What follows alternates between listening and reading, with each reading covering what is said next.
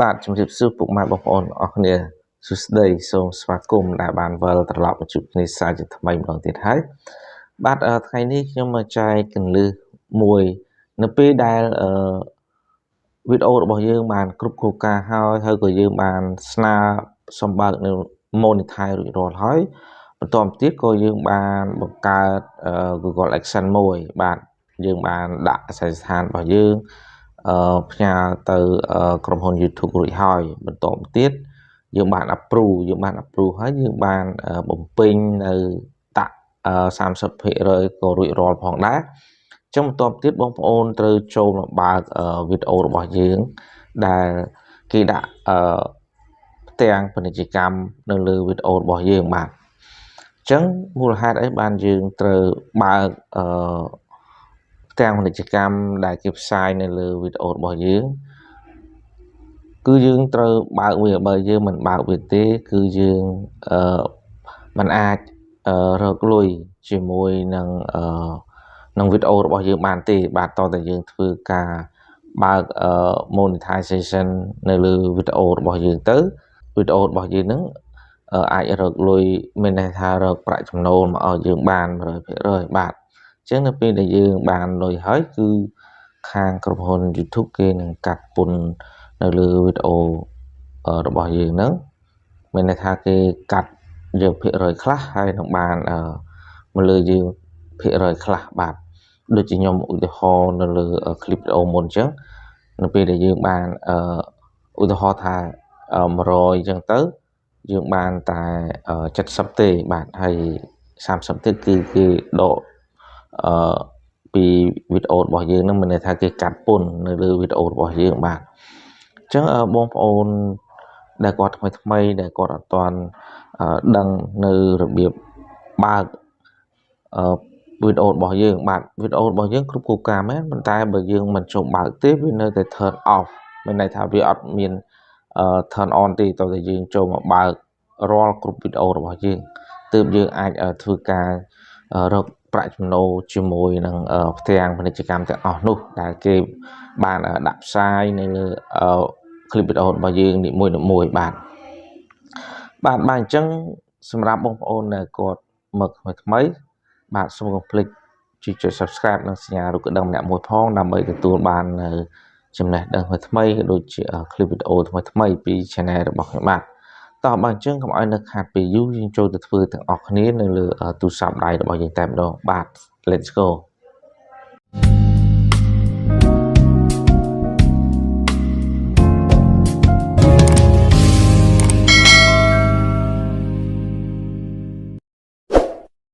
ឥឡូវយើងបានចូលមកដល់ក្នុងទូរស័ព្ទដៃរបស់យើងហើយ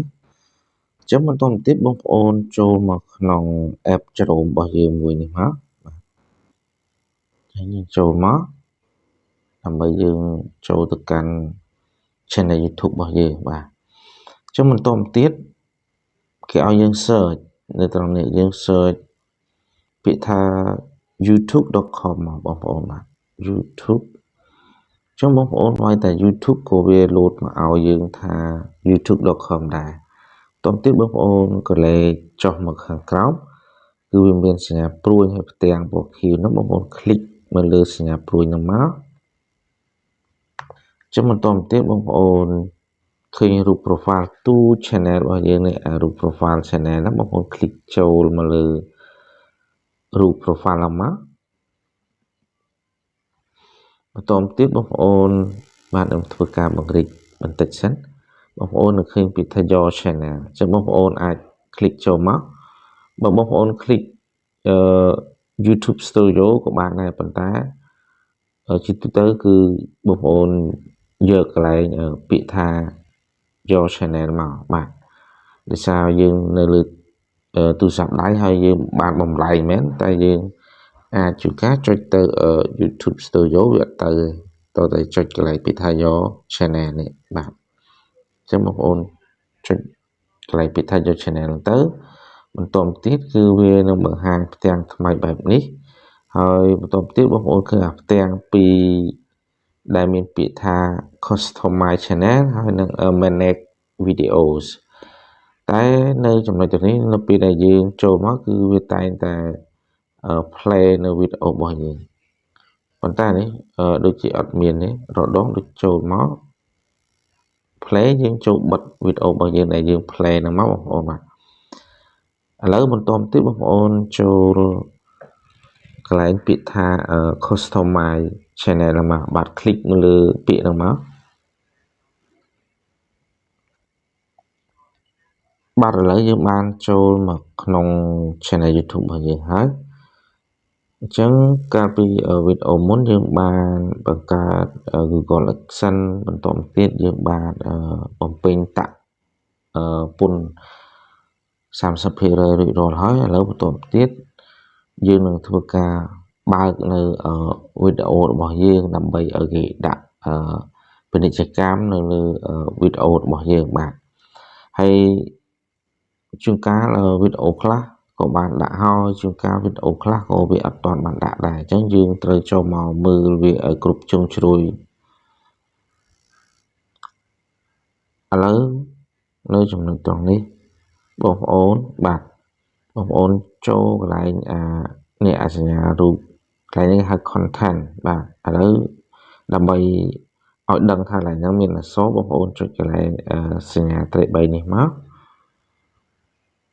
បន្តទៀតបងប្អូនចុចកន្លែងពាក្យថា content នេះមកបាទអញ្ចឹងខាងលើ dashboard ខាងក្រោមគឺ content ហ្នឹងគឺកន្លែងវីដេអូរបស់យើងបាទអញ្ចឹងយើងចុចលើនឹងមក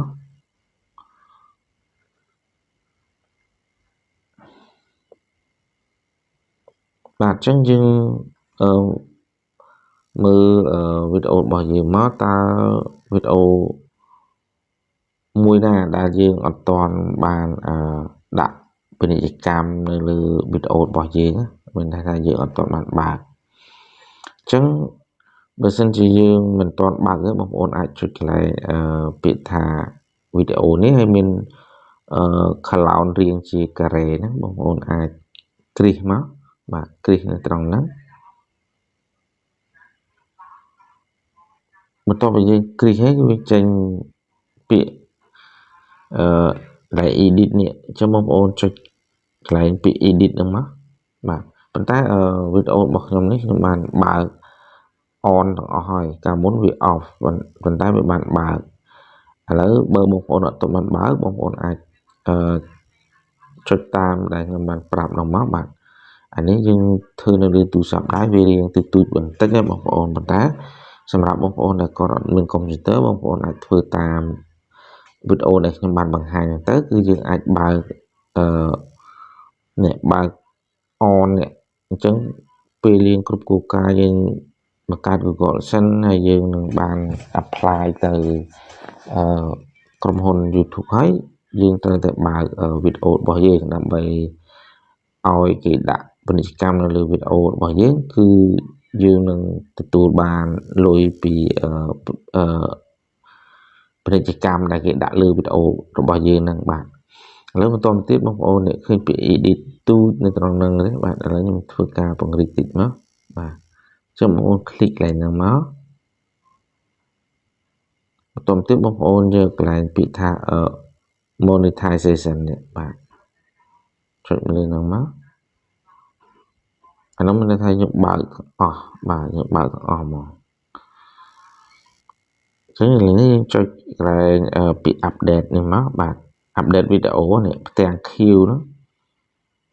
ចឹងយើងចុចមក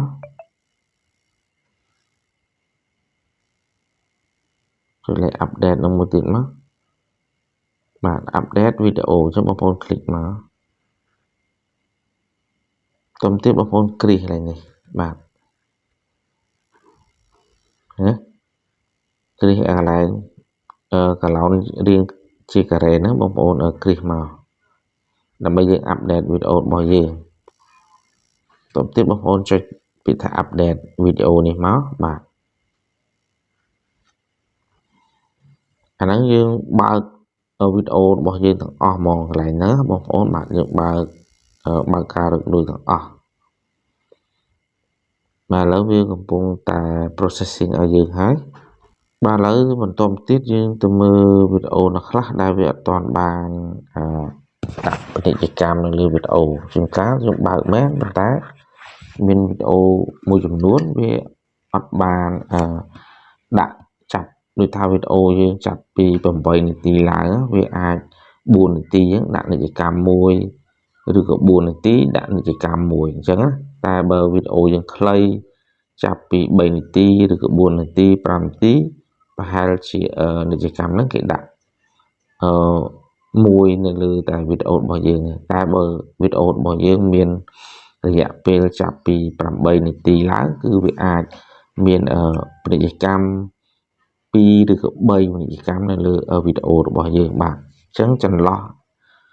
វីដេអូយើង8នាទីហ្នឹងគឺវាអាចដាក់បាន2ពាណិជ្ជកម្មបាទឥឡូវខ្ញុំនឹងជ្រើសរើស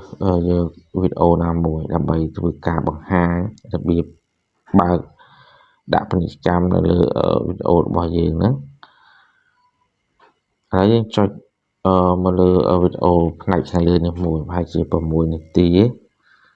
ខ្ញុំចុចកន្លែងនេះចុះវីដេអូមួយនេះចុះបាទចឹងចុចលើនេះតបទៀតបងប្អូនចុចកន្លែងរូបសញ្ញាដុល្លារនេះបាទសញ្ញាដុល្លារហ្នឹងយើងចុចមកយើងចង់ដឹងមើលថាតើផ្ទាំងពាណិជ្ជកម្មហ្នឹងបានបើកគ្រីសឲ្យយើងដែរទេបាទយើងមើលហើយណាបាទអញ្ចឹងអានេះដូចជាគឺបានគ្រីសឲ្យយើងរួចរាល់ហើយនេះបងប្អូននេះសិតតែផ្ទាំងពាណិជ្ជកម្មផ្ទាំងពាណិជ្ជកម្មទាំងអស់ឥឡូវចំណុចនេះគឺបានគ្រីសឲ្យយើងរួចរាល់ហើយចំណុចទាំងអស់ហ្នឹងអញ្ចឹងវាអត់បញ្ហាទេសម្រាប់វីដេអូរយៈពេល6នាទីនេះឥឡូវយើងថយក្រោយមកវិញតិចសិនបាទយើងទៅមើលវីដេអូដែលវែងជាងហ្នឹងមើលបាទនេះបងប្អូនចុចមកលើសញ្ញាព្រួយត្រង់នេះមកនេះសញ្ញាព្រួយណាអញ្ចឹងវាថយមកក្រោយវិញឥឡូវខ្ញុំនឹងស្វែងរកវីដេអូរយៈពេល15នាទីនេះបាទនេះសិតតែ15នាទីអញ្ចឹងខ្ញុំសាកคลิกមកលើវីដេអូដែលមានរយៈពេល15នាទីបាទខ្ញុំចុចមកលើហ្នឹងមកបញ្ចេញរូបដុល្លារអញ្ចឹងយើងចុចសញ្ញារូបដុល្លារហ្នឹងមកបងប្អូនបាទអញ្ចឹងដើម្បីបាទលើខ្ញុំអូសមកសិនអញ្ចឹងវាបើកអស់ហើយអញ្ចឹងដើម្បីយើងដាក់ពាណិជ្ជកម្មឲ្យវា4នាទីដាក់ម្ដង4នាទីដាក់ម្ដងបងប្អូនបាទចឹងបងប្អូនឃើញអាពាក្យថា manage mid rolls បាទ mid roll នេះចឹងបងប្អូនคลิกមកលើពាក្យហ្នឹងមកបាទបងប្អូនខ្លះគាត់បានបើកដុល្លារបើករកលុយប៉ុន្តែអត់ទាន់ដឹងអាកន្លែងគេដាក់វីដេអូរបស់យើងហ្នឹងបាទដូចថាយើងដាក់ពាណិជ្ជកម្មនៅលើវីដេអូរបស់យើងហ្នឹងរយៈពេលដូចជា4នាទីយើងដាក់ម្ដងអញ្ចឹងណាដូចថាឥឡូវវីដេអូរបស់យើងវាមានរយៈពេល15នាទីអញ្ចឹងយើងដាក់រយៈពេល4នាទីមកនេះអូសមកបងប្អូនឃើញលេខលោតទេអញ្ចឹងខ្ញុំដាក់4នាទីបាទ4នាទីនេះដាក់ត្រឹមហ្នឹងតបទៀតយើងនឹងចុចកន្លែងបងប្អូនចុចកន្លែងadd break នេះមកបាទចុចកន្លែងហ្នឹងបាទនេះអញ្ចឹងយើងដាក់រយៈពេល4នាទីអញ្ចឹងយើងអូសមក4នាទីទៀតអានេះ4នាទីយើងអូស4នាទីទៀតមកឲ្យឡើង8នាទីមកមើល8អត់10ហើយអញ្ចឹងអាចដាក់តាមនេះវាតាម8ហើយណា9យកតាម8មកបងរួមដូចសិន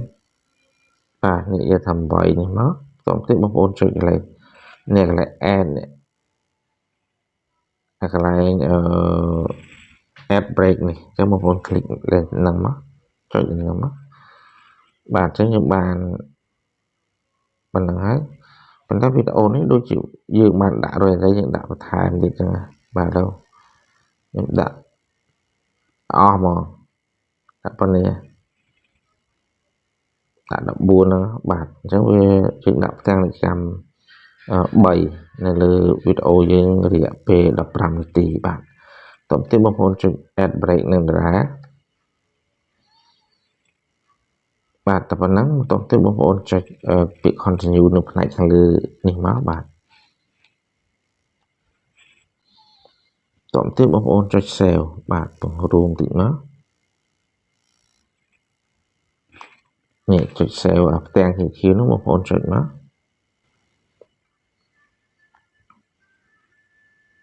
ចឹងវាទៅចឹងពាណិជ្ជកម្មហ្នឹងវានឹងដាក់នៅលើវីដេអូរបស់យើងហើយអញ្ចឹងរយៈពេល4នាទីវាដាក់ម្ដង4នាទីវាដាក់ម្ដងបាទឥឡូវយើងបានដាក់បានវីដេអូមួយយើងទៅយកវីដេអូមួយទៀតមើលឥឡូវខ្ញុំយកវីដេអូ short ចង់ដឹងមើលតើវីដេអូ short ហ្នឹងវាយ៉ាងម៉េចបាទវីដេអូ short ហ្នឹងគឺប្រហែលជាអត់ដល់1នាទីផងបាទឥឡូវខ្ញុំចុចកន្លែងនេះខ្ញុំចុចនៅលើសញ្ញារូបដុល្លារចង់ដឹងមើលបាទគេបានបើកឲ្យយើងហើយអញ្ចឹងកន្លែងនេះដូចជាអត់មានអីទេបងប្អូនបាទដូចជាយើងបានបើករួចរាល់អស់ហើយបាទអញ្ចឹងយើងបានបើករួចរាល់គ្រប់សពអស់ហើយអញ្ចឹងវាអត់មានបញ្ហាទេនៅក្នុងវីដេអូទាំងអស់នេះអញ្ចឹងរបៀបបើក monetization ដើម្បីដាក់ផ្ទាំងពាណិជ្ជកម្មនៅលើវីដេអូរបស់យើងដើម្បីយើងទទួលបានលុយពីផ្ទាំងវីដេអូទាំងអស់នោះអញ្ចឹងក៏បានឈានមកដល់ទីបញ្ចប់អញ្ចឹងខ្ញុំមានតែប៉ុណ្្នឹងទេរបៀបការចែករំលែកនៅកន្លឹះបើកវីដេអូដាក់ផ្ទាំងពាណិជ្ជកម្មដាក់ទាំងវីដេអូខ្លីហើយនិងវីដេអូវែងគឺយើងដាក់បានទាំងអស់អញ្ចឹង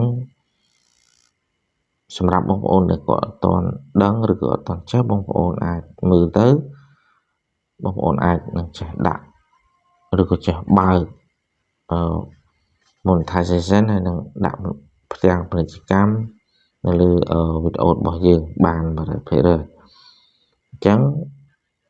បានមកដល់ទីបញ្ចប់ហើយក៏សូមអរគុណនិងសូមជម្រាបលាបានវិលត្រឡប់មកវិញហើយបាទយ៉ាងម៉េចដែរបន្ទាប់ពីបងប្អូនបានទស្សនាคลิปវីដេអូរបស់ខ្ញុំនេះពីរបៀបបើក